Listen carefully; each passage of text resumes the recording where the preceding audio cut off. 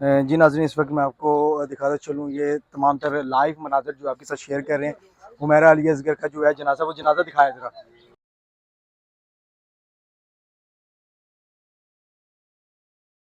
तो तकरीबन 5 से 7 मिनट के अंदर जो है ये तदफीन होगी इनकी। ये ज़रा जनाजा दिखाए।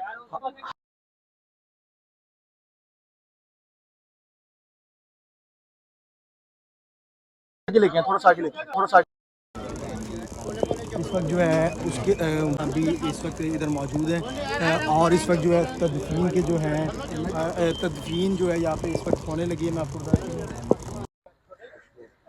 क्या कह सकते हैं।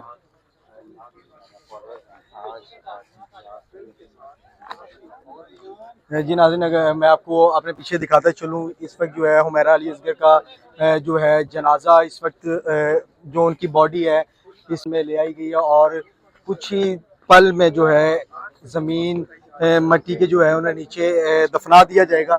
ये ज़रा थोड़ा सा ना ऊपर आए, ऊपर आके दिखाएं, थोड़ा सा इधर आके दिखाएं। जी नाज़रीन, ये वो मराहिल है, इधर दिखाएं।